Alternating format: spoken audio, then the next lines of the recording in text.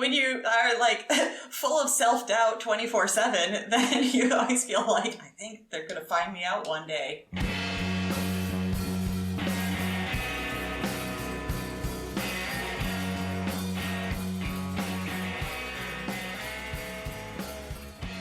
How do you feel about changing our tagline? I mean, will we change it to something new that will continuously fuck up? I don't know. I feel like we should just make it something different every time. I don't know. Hello, friends. Hello. And welcome back to Pickles and Vodka, the mental health podcast where imperfect people have imperfect conversations. But maybe not for long. But maybe not because we'll be dead or anything like that. We might just stop talking to you. No. We might just go off the grid, you know? Keep it spicy. Yeah. So, for people listening, Christina and I had a little conversation earlier before this, earlier 2 minutes ago? Yes. Every 2 hours, we're checking in with each other. No. Yeah, but like right before we started recording, just because like, I was having a rough night last night and, you know, like said something on Facebook and texted a few people, and I mean, it was good that I got responses, you know, I appreciate that and everything, but immediately this morning, like afterwards, when, you know, people are being like, oh, I saw this, how are you doing, and everything like that, I just suddenly, like, I'd 180'd, and I was just kind of like, you know what, nothing's better, but I'm fine this morning, and I wish people weren't talking to me, and I could just, like, hang on to Pico and be alone today. It sucks. Like, people suck, but we also need them. Mm-hmm. It's a shit deal. It really is. That's so profound. People suck, but we need them. Let's back up a little bit. Usually we spend a little bit at the top of each episode talking about where we're at, like, mentally. Lauren was just referring to, well, you might not want to talk about it a ton, but yeah. You were just feeling kind of shitty last night. Yeah. And you texted some people. Mm-hmm. It's like, in the bonus episode we released a little bit back, where you talk about going to the psych ward, it feels kind of similar, where you're feeling not like suicidal, but not the best, and you reach out to some people, you do everything you're supposed to do, and then you don't feel better. Right, and I noticed the parallels too, and I did notice, you know, like, I did actually feel like I got responses, I got people willing to talk to me. It wasn't like I was feeling like I had to be, like, have an in-person conversation like then, so I guess it's easier for people to just text you, and you're like, can you just text me back for tonight? But yeah, it was like I was actually getting what I asked for, and you're right, it still just felt like, okay, it's still shitty. Yeah, it's shitty. I'm just gonna go to bed feeling shitty, I guess. It kind of goes along with our topic last week of toxic positivity, and how sometimes, like, there's just nothing to say. Like, sometimes you'll even when you do get a hold of someone, you'll be talking to them and there's nothing they can say to make you feel better, and that's okay. Like, it's just gonna suck sometimes, and I'm proud of you for reaching out. I was asleep when you reached out. I texted you back this morning. I was like, are you okay? I know, you texted me back early this morning, and normally I'd be up not much later, but this is the day I work from home, so I was just like, I hope she assumes that I am, because I just want to sleep. I mean, you're a grown woman, and you have a lot of experience with your own mental health. I know at the end of the day, you're gonna take care of yourself, whatever that means. Mm-hmm. Yeah, to the best of my ability. To the best of your ability.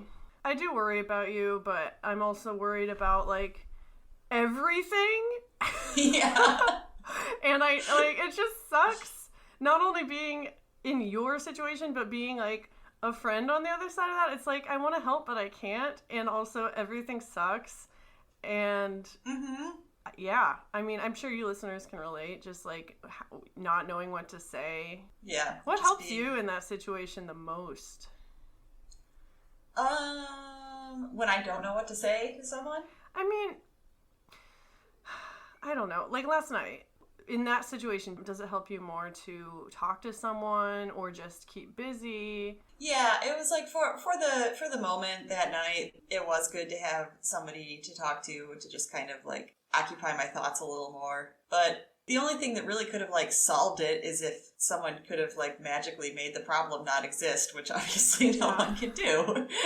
So short of just, like, someone showing up, you know? Mm-hmm. I think growing up with, you know, sitcoms and stuff and Disney Channel, I always just had this idea that there would be a group of people in my life that lived just around the corner, And if I was ever bored or sad or happy, I could just call them up and they could come over and just keep me company. And I thought that's how friends worked. Mm-hmm. No, I thought the exact same thing, only I blame all of the junior high aged series books that I read. God. You know, like, the Babysitter's Club and Sweet Valley Twins and even Sweet Valley High. There was one about like sleepovers, like the girls met and had sleepovers every week. I know. My first sleepover, dude, I was so let down, let me tell you. Because I have anxiety. Oh, yeah. And so I'm that person, even as an adult, like if I sleep over at someone's house, this will probably happen when I sleep over at your house, by the way. Mm-hmm. I usually get up before anyone else and I just lay in bed anxious for 3 hours until they get up. And then I just like pretend to get up casually like, oh, you're awake? I didn't notice. Oh my God, that's kind of what I used to do as a kid too, except for I don't think I really had the anxiety piece at all then. It was more like I was afraid of judgment or something. So yeah, I just lay there silently because I was awake and just be like, I gotta just pretend to wake up when they do. That's kind of a great segue into today's topic. Okay. I'm not going to share it yet because I do have some stuff to talk about with me this week. Mm-hmm. If you're done. Yes. If you're done. If you're done, then it's time for me to talk. You're done taking up my podcast. Shut up. No. Well, dude, no. I mean, it's just been a fucking crazy week. There has not been one normal day this whole week. Wow. Whether someone called out of work and I had to do their job, or like, so this will sound really shitty and callous after saying that, but Brett's grandpa died. Mm-hmm. A few days ago, and so we're having the funeral this weekend.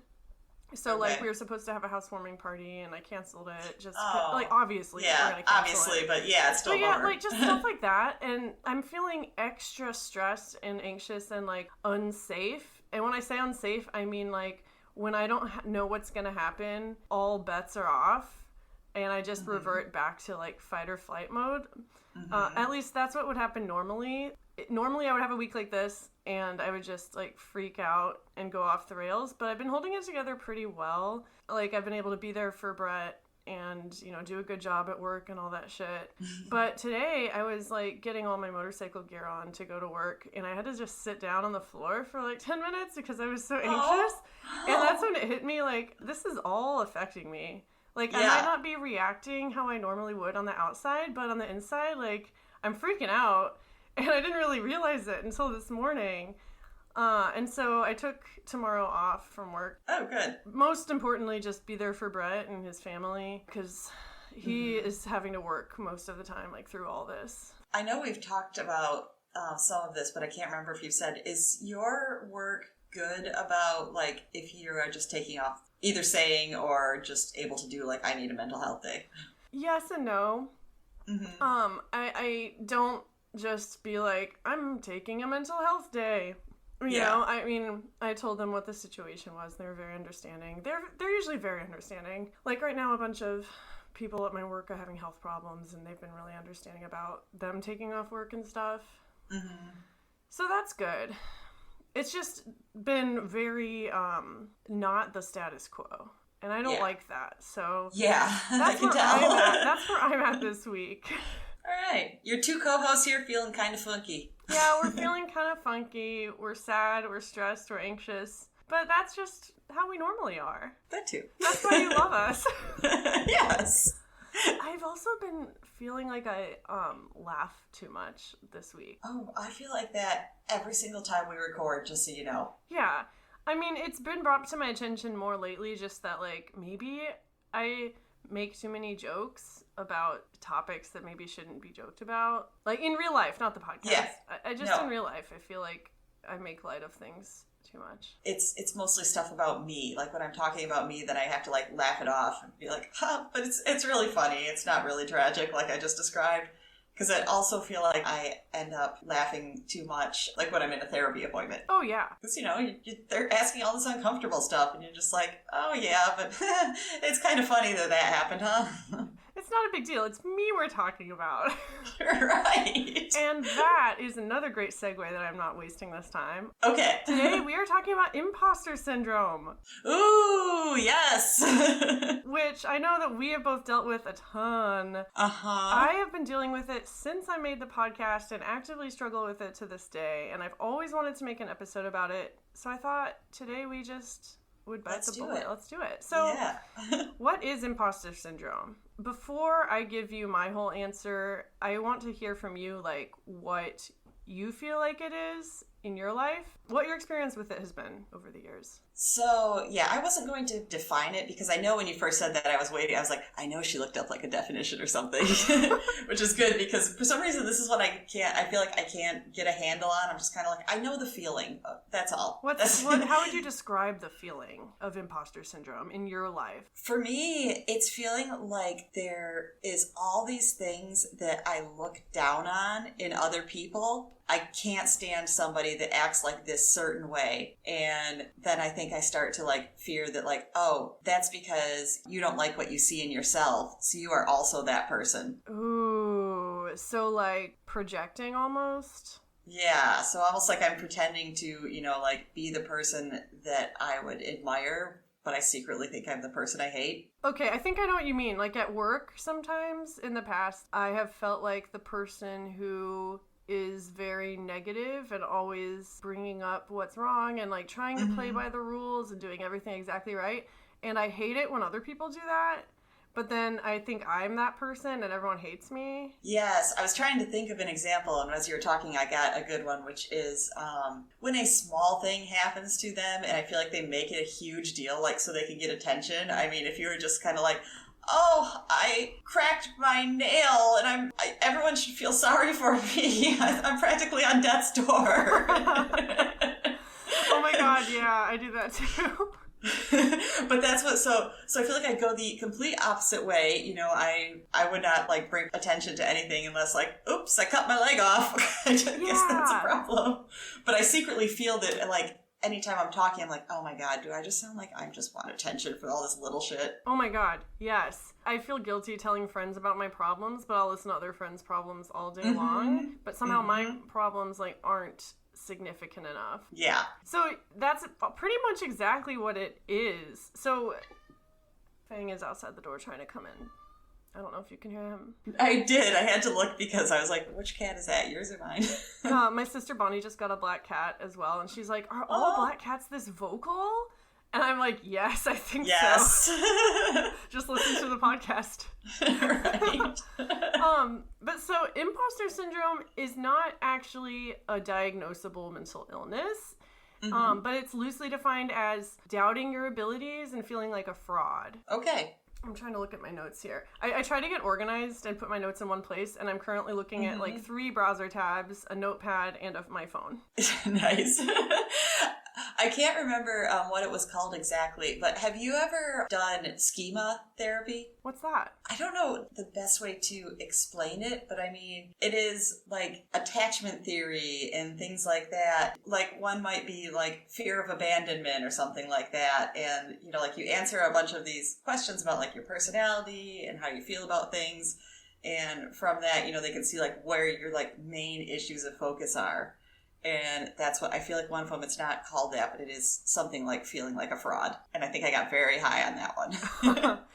So basically, people who suffer from imposter syndrome are usually high achievers. Makes sense. Most of the examples that I found had to do with work and academic excelling, like people who have worked really hard their whole lives, but they still don't feel like they deserve to take up the space they're in, or they feel like they're not as competent as their peers, or they just feel like they're a rotten person at their core and that they're just like a big old fake. I feel like I fall into that category. Same. I was like, well, that sounds familiar.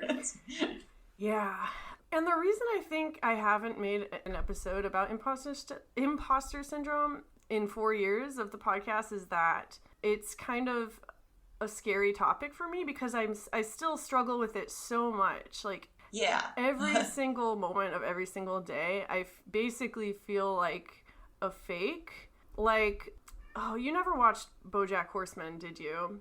No. There are these characters that are children, and they're trying to make people think that they're adults. And so, like, one kid stands on top of the other one, and they put a trench coat on, and they're like, we're an adult. And I'm, like, totally messing up this, but, there's an imposter syndrome again. If you guys want to, like, know how my brain looks on imposter syndrome, this episode is going to be very interesting. But that's how I feel, basically. I feel like two kids in a trench coat sometimes. I'm just like, I'm not a real adult. I'm just faking it. You immediately also made me think of, did you ever... Like, this would be, I don't know, maybe it would hit you because younger kids watched it. I preface so much. I should just ask the damn question. No, it's okay. We're very big on big wind-ups. Did you ever watch the cartoon Animaniacs? No, but I know what you're talking about. They would have recurring characters, would have little segments on there too. And my absolute favorite, who I think got voted as, like, the least favorite character, was... Chicken Boo. Boo? And it was this big chicken, he would be like the size of the people around him. And he would just put on a mustache and just, like be this chicken and just like with a little fake mustache. And then he's, like going into the bar and everyone like immediately assumes from this disguise, like, oh, you're just another person, like, hey, cowboy or whatever. And there's always one person that's just like, how can you not see this? He's a giant chicken. And everybody's like, hates that person and shuns him. And it's like, what are you thinking? Oh, I am totally that person, but to myself. I'm like, guys, don't you see this? I'm a fake. Why are you letting me work here? but yeah, that's what I feel like. Like, I'm not even hiding it very well. I'm still me. I just, like, stuck a mustache on and pretended to be somebody else. Like, don't you believe me? Oh, yeah. I mean, I think it's really common, too, with people who have gone through trauma, because a lot of people like that, myself included, have a lot of, what's the word? What's the opposite of a benefit? Drawback? A drawback? We have a lot... There's probably a better word, but that is an opposite. Yeah, for lack of a better word, we have a lot of drawbacks in life. Detriment? Detriment. Like yes. Okay. You're the best. Yes. English degree. Woo. Yes. Speaking of which, I felt like a huge imposter when I started working after getting my degree. God, me too. Well, we're probably going to talk about work a lot in this episode because it does come up a lot with imposter syndrome. I do feel definitely like an imposter at work because right now, especially where I am our accounting department. And the thing is, I took some classes once, but I never got an accounting degree. I obviously never took like a CPA test or anything like that. And like, I hesitate to call myself an accountant because an accountant should have this designation or whatever. And I'm just like, I don't have that. I just kind of like faked my way into some accounting jobs and learned stuff on the job. I know a lot of people who got their jobs that way. Mm-hmm. And on one hand, it's like, cool, I can do that. I can just like fake it till I make it. But when you are, like, full of self-doubt 24/7, then you always feel like, I think they're going to find me out one day. I'm going to read some of the signs of imposter syndrome because I can relate to every single one, and it kind of freaks me out. So some of the characteristics are an inability to realistically assess your competence and skills, attributing your success to external factors.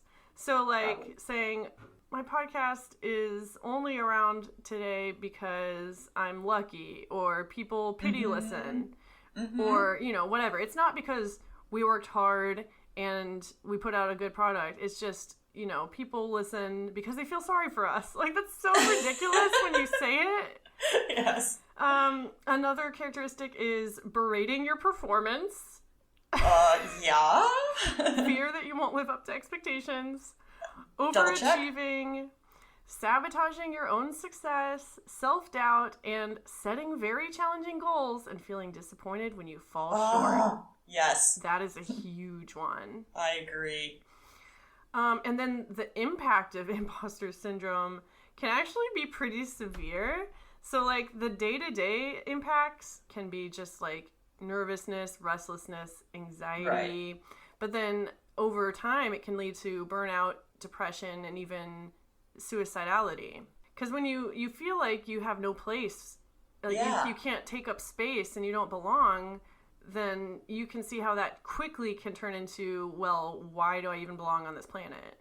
I was just thinking how people say, like, the social media factor affects people because other people are usually only posting things that make it look like their life is great. Because you aren't usually posting, you know, like, today I had a rotten day. Or today I just felt blah and nothing happened. You don't post that. You post like, oh my gosh, I went to this like swanky restaurant and I went to this fun concert and stuff like that. Yup. I literally was looking at my photos before this, trying to think of something to post, and because I didn't have anything cool, I was like, I guess I just won't post. Yeah, exactly. You know? And that is another thing that this article recommends to help with imposter syndrome is just, like, avoiding social media.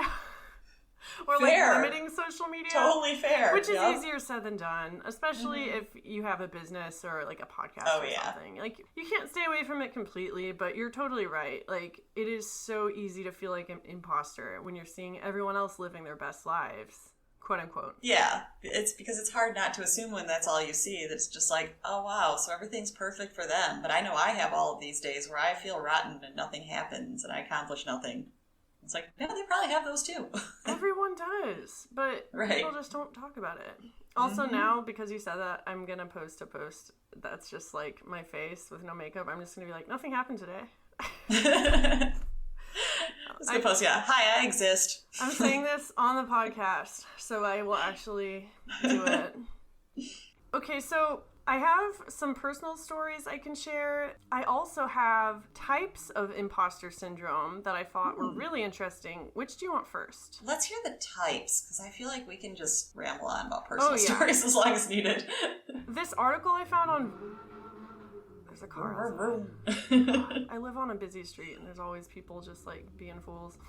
So I found this article on verywellmind.com called What is Imposter Syndrome? And it has a lot of really good facts about imposter syndrome, but one of my favorite parts of the article are where they list the types of imposter syndrome.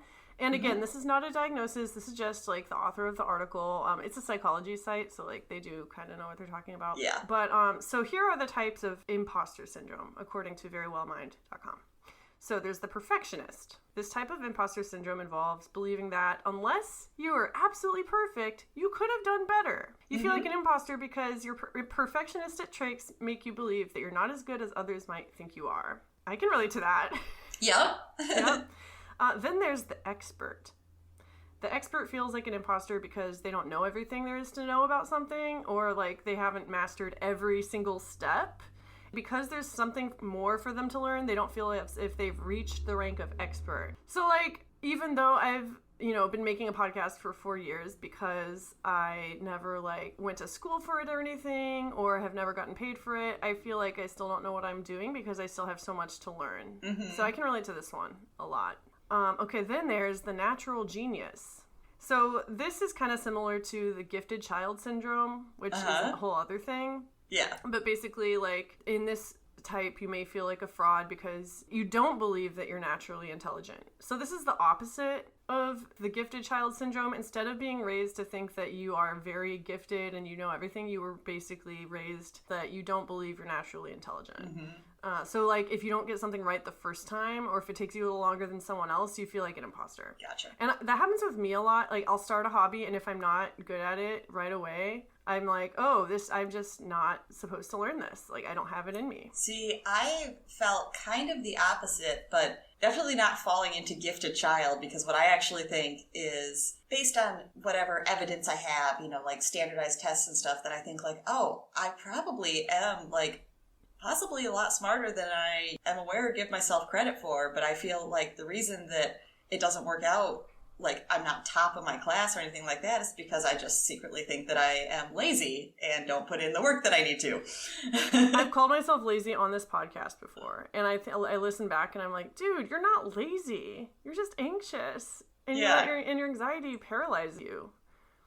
I don't know why I brought up gifted child syndrome, because that's basically when, like, you do well academically and then you get into the real world and you're like, why am I not being rewarded for all this? That's kind of, is that kind of what you were talking about? I was going to say, I have a friend, and her sister both got it from their parents, but her particularly. that she was, basically told that she could do everything and she could do no wrong. And, if things didn't work out for her, then it was only because people didn't realize that she was the smartest kid alive. And so her response to that seems to be like, she doesn't adhere to what you would think of as like social normities because she just feels like I get to do anything I want. Ooh, see, I feel kind of like that, but I wasn't forced. Like, I was raised outside of society, not by my own choice. Mm-hmm. So I feel on one hand, like, I'm not part of society, and I don't have to be because, like, I was raised in this way that's not like everyone else, and so why should I adhere to everyone else? But then I'm like, but I want to be with everyone else. Yeah, like, I wanted to give an example. I had to think about it, like, is she ever going to possibly hear this? I don't think so.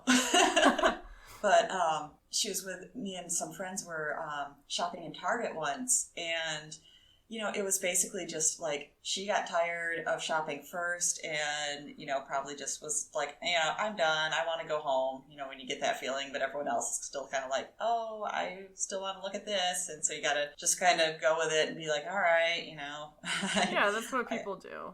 Exactly. But when that happened for her, she just sat down in the middle of the floor because she was tired. Oh. And so, and I mean, that can be funny when, you're like 15 or 16 years old with your friends. You're like, I'm just going to sit on the floor, Yeah. But this is like a 30-year-old adult that's just kind of like, oh, people aren't leaving when I want to leave and I'm tired, so I'm just going to sit here. All right. Yeah. I don't know how that relates to imposter syndrome, but that's a whole other thing. No, that was more the gifted child thing. It's like she thinks she can do this because no one's told her that she's ever been wrong. Yeah, that is something to talk about for sure too. But all that to say, the natural genius is like the opposite of that. It's like you believe that everyone else is naturally intelligent, or like everyone else gets it, but you don't get it. Yeah, I understand that too. Yeah. Tangent. Okay, so the next type is the soloist. It's also possible to feel like an imposter if you had to ask for help to reach a certain level or status. And since you couldn't get there on your own, you question your competence or abilities. Can you relate to this one? I get some of that. I'm not sure I relate to that one as much as the others. I mean, that one I relate to recovery. Oh. Because I did have a lot of help to get here. And I think everyone who is able to get healthier with whatever they're dealing with, I think most people have had help with that. Like, it's really hard to get anywhere with your mental health without help. But with that said, it doesn't keep you from feeling guilty that you had help. And that's kind of how I feel. Yeah. I mean, just the overarching thinking of just like, oh my God, I should not have had to waste so much time and money in treatment. Exactly. And like, if I couldn't get to where I am now without that help, then I must be broken. Because other people don't need that help. And this is all on the outward surface. Everyone needs help, but like... Yeah. The last type of imposter syndrome is the super person. So the super person believes that they have to be the hardest worker or reach the highest level of achievement possible, and if you don't, you're a fraud. I think I feel like I relate to that feeling, but it's not strong enough that I usually act on it, because I know, like, I feel horribly guilty that I almost never stay late for work. I want to be the person that it's like, I'm getting everything done today, and, I'll put everything that's above anything else in my life because I'm such a good worker, but I don't. I want to go home, so I do. Yeah. I would say that's healthy, though. Oh, for sure. But I do know that, yes, I end up feeling guilty. Like, I wish I was that person. But... Yeah, I can relate to that a lot. Like, we were all raised with really strong work ethics, which is great because we're hard workers and stuff, but also that has an obvious bad side because then it leads to burnout. Mm-hmm. And even if you are the hardest worker there or you reach the highest level, like, there's still going to be people above you or people who you perceive to work harder than you. So burnout central. Yeah, I do also think, yes, that I was that person because I know I have specifically done some work on myself for things like, you feel like you have to stay here until, you complete this task, even if you're staying like 3 hours overtime. But actually, it's better for you to just go home and no one's going to think badly of you. And I tell myself that so I can do it, but I still secretly think I just look lazy. Okay, but actually, I'm skipping ahead a little bit, but that is actually one of the biggest ways that you can combat imposter syndrome is, like, positive self-talk. Because, like, I'm going to get into, like, what imposter syndrome looks like in most people, but for most people, it's negative self-talk. Just being like, I am not as good, I'm lazy, I'm fake, all this stuff. So the opposite of that, obviously, would be positive self-talk. So, like, I'm not lazy, I worked the normal amount, and I'm tired, and I know that if I stay and work later, then not only will people not necessarily be like, wow, she's such a hard worker, but you're not going to impress anybody. Like, everyone else wants to go home too, probably. Right. So that is kind of all of the surface info that I found on imposter syndrome. Okay. I have the urge to ask you if you have any questions. I feel like I should have been a teacher in another life. Right. But do you have any questions? Not at this time, Miss Christina. All right. Moving forward.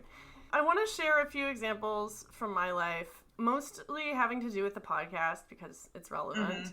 So when I started this in 2018, one of the biggest factors was I did feel like an imposter. I was living a normal life on the outside, but I was miserable and dealing with like an eating disorder, depression, addiction, all this stuff. But I was also in school, about to graduate. I was also moving across the country. And like on the outside, it looks like I have a pretty good social life, but I just felt like an imposter. And so that's why I started the podcast, to talk about all this stuff openly. And talking to other people about my mental health really helped and made me feel a little more normal. And so fast forward to episode 53, called Not Another Bulimia Episode. Okay. So when I recorded it, I wasn't sure if I was committed to recovery. The whole first part of the episode is just me talking about, like, am I committed to recovery? Will I ever be free of these thoughts? Will I ever stop hating my body? Will I ever stop spending all my money on food? I'm just feeling really hopeless. Yeah. And so I re-listened to that episode 2 days ago in 2022. And listening to that, I feel like I did accomplish a lot of those things. And how long is it since you did that? Like what? Like, I recorded that in 2021, like spring. So it's been over a year and a half. Yeah. So on the surface, I've achieved a lot of the things that I expressed in that episode. Like, I can't remember the last time I binged and purged. I have more of a financial buffer. I don't think about food all the time. I still don't like my body, but I don't think about it 24/7 with as much, like, violent hatred as I used to. Yeah, so things are going pretty good, but I still feel like an imposter because now, even though I'm in a better place with my bulimia, there's still a lot of other things I can't get a handle on. So, like, money is a big one. Yeah. I have a lot of debt. I'm not making a lot of money. I don't have savings. You know, I'm in my 30s and I can't afford to travel, even just to another neighboring city. Like, and so going on social media and seeing all my peers doing those things, I feel like an imposter. I feel sad. I feel like all the work I've done in my bulimia recovery doesn't matter because I'm still struggling. And even the bulimia, I don't take it for granted, you know? But the whole reason that I wanted to comment on that episode is because as I was listening, I was like, wow, I am not an imposter. Like, I actually am capable of doing this stuff and improving my life, but the only one in my way is me. And that's, I don't know, it's kind of bordering on toxic positivity there. So being a mental health podcaster, I think, comes with a special kind of imposter syndrome because we're talking about all these really intimate, vulnerable things, and it's a good thing to do. It's very important, but also I think I put this pressure on myself to be like that all the time. And like, it's a lot of pressure. Yeah, I get that. I feel, even if I have a hard time, like people do, I should know how to help myself because I talk about this. Exactly. Like, that's why I say all the time, we're not a self-help podcast because we can't really help ourselves. Exactly. Like, just because we talk about this stuff all the time, it doesn't mean we're experts. Like, we are real people who are struggling. But with that said, it does take a lot of work and bravery to talk about this stuff. And an interesting thing I thought of, both when you were just talking and when you were talking about feeling it as far as recovery, feeling like, oh, I shouldn't have needed help with that, then totally on another idea, I was thinking how I feel like a fake a lot of times in my mental illness and things that I deal with, because I feel like there was a time when I actually wanted almost all of them. Like I feel like I actively pursued it. Oh my God, yes. And I mean, this is going to, I'm not going to say it yet. This might be a little push into what our next pickle poll is going to be. But I do, because I know there's a lot of people that, yes, when they start, they maybe aren't realizing what they're getting into and are like, yes, I think that an eating disorder will solve all my problems. That one's kind of common. But I also remember, being a young kid and probably, starting to read books about things like that and just thinking, I think that I should have depression someday because, you just are, laying around and beautiful and can't make yourself get out of bed. But, it's all so tiring. And everyone is sorry for you and is fawning over you and saying, please come out. And I just, had this, beautiful view of it. Yeah. I feel like an imposter in my mental illness, and I also feel like an imposter in my recovery. With mental illness, I feel like I'm not bad enough. Yeah. This also goes into our, big T trauma, little T trauma conversation we had a few weeks ago. I know that I've been traumatized, but because I haven't been traumatized in the way that other people have been traumatized, I feel like I don't deserve to talk about it. I mean, that's imposter syndrome. Yes, that's true. And that's the kind of stuff that just keeps us in the dark and keeps everyone thinking that way, that they don't deserve to talk about stuff. Mm-hmm. And it's so dangerous. Yeah. Another thing... Well, no, I want to talk about that a little more. Just feeling like an imposter syndrome in the mental health sphere. Yeah. Because that's very unique to us, and I feel like a lot of people can relate. I don't know. Do you have anything else more to say about that in particular? Yeah, because I was going to say, especially at some point, yes, I did develop depression. Yes, I did develop an eating disorder. Yes, I did get an anxiety disorder. But when those things happened, anybody else would be like, well, no shit, But I was telling myself then, I was like, well, that can't be it because, you kind of wanted this. So we're just trying to make it happen. It's not real. Oh my God, yeah. You did this to yourself. Yeah. You're the reason you're this way. But also it happened to you and you have no control over it. And you're just going to be this way forever. It's so exhausting. It really is self-sabotage, I think. Mm-hmm. And I don't... there are reasons this happens. There's too many causes to really talk about here, really, but obviously a big one is, parenting styles. If you were raised by someone who valued achievement, or, yes. Parents who flip back and forth between praise and criticism. Stuff like that can make a kid feel like they really have to perform all the time. One of the biggest things I got growing up from my parents that I realized later is that they clearly prized in me that I was able to entertain myself. I didn't need things, I didn't create a scene. I was always quiet and good and didn't ask them for too much. So, they're always saying she's so great to their friends. She can entertain herself. We don't even have to go out of our way and she doesn't need anything. So I'm hearing that and thinking well, keep that up because that's why your parents are saying you're good. And then it's just oh, why don't I have any friends? Yes.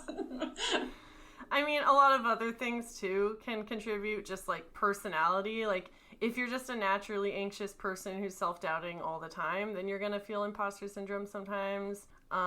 People with low self-esteem, people with perfectionism. The nice, healthy, in air quotes, combination of extreme perfectionism and extreme self-doubt.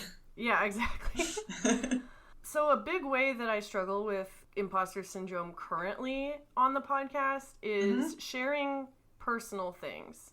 So in the beginning, it was really hard to share things because I hadn't really done it before. And, over the course of the podcast's life in the beginning, I got better and better at doing that. And a lot of that was because of the guests I had, just talking to people about it. And that felt really good and helped fix a lot of my imposter syndrome, like I said before. But lately, I feel like I've been holding myself back more on the podcast, or like not sharing as much as I could. Mm-hmm. And that's gotten me thinking, like, am I really honest? Like, am I really doing what I set out to do in the first place, which is just talk about this stuff? And then I realized I'm not an imposter. Like, I'm not being fake. The reason that I might not use this podcast as that kind of outlet anymore is because, like, I am better at talking about that stuff in real life now. And, like, I don't need the podcast just for that anymore. Right. Because now I feel empowered to talk to the people in my life when I'm going through hard stuff. Like, I'm that person that never shuts up about mental health now. Like, it's almost to the opposite problem now, where sometimes I'll alienate people by oversharing. But, like, so different than I was when I started. And rather than being like, oh, I'm a fake because I don't share as much as I used to on the podcast, it's like, no, like, this is actually a huge sign of growth because I'm able to talk about this stuff more in real life now. And it's just change. Change is weird. Yes. That's all I wanted to say. Like, change is weird. Growth is weird. People are not going to stay the same forever. And so when you do inevitably change, you're not being fake. You're just different. Yeah. And that's my TED Talk. Okay. That's it. It was interesting to hear you say that, because it actually kind of, like, I feel like it almost solved a question for me that the same thing happened. Because I was near the beginning, like maybe a year or two after LiveJournal started, that I know I got on it. I was like super involved. I mean, come on, I've talked about some. I still have like friends that I know from when we were connecting on LiveJournal. Yeah, you're talking about the very beginning. But yeah, I'd say there was a lot of years where that was just like a huge part of my life. And then, everybody kind of got away from it. And I tried a few times, I remember, thinking, I've gone back and I've read, and I'm just like, there's some really important and, dare I say, profound entries in here. And I think it's good to kind of like think through that. And I've tried to start it again a few times, knowing that it doesn't matter that nobody is really on it right now, because when I started, I had 0 friends on there, and they just came along. Yeah, it's like you're doing it for you. Yeah, and that's what I thought. Is I was like, I want to get in this mode again, and produce the kind of things that I were before. But I would only, make maybe like an entry or 2, and then I would disappear for another year, and then I might try it again, and it wouldn't work. And I think you're right. I think I had learned to talk about this without having to type it into a computer screen. And there is some grieving that goes with that, I think. Mm-hmm. Just like I grieve sometimes for like the really early days of the podcast, because like things are different now and it's better. Of course it is. I'm here. Exactly. Obviously. But, that's not how nostalgia works, or wistfulness, whatever. Yes. We talked about it on our regret episode. I know. It's okay to reminisce about the past and who you used to be, but you have to realize that that's not who I am anymore, and I don't cope the way I used to, and that's not always a bad thing. And that's true. Yeah, I do miss kind of like hiding out and being up in the middle of the night, typing into my LiveJournal. But also, I just don't need that now. Yeah. So how do you cope with imposter syndrome? That is the thing that I wanted to leave y'all with, and I don't really have a good answer because I'm still figuring it out. But one thing that's been really helping me is just questioning the thoughts that I have. Like, if I feel like don't know what I'm doing at work, I'll look at what I'm working on, and I'll be like, okay, this is a spreadsheet. It does what it's supposed to do. It looks good. Other people are able to use it, so that means I designed a good spreadsheet. Mm-hmm. I'm good at spreadsheets. Like, why am I doubting my abilities with spreadsheets? I'm trying to apply that same logic to other areas of my life, like relationships. I feel like I don't have any friends, and I never pay attention to the people in my life, and no one ever wants to talk to me, and I'm just like a terrible friend.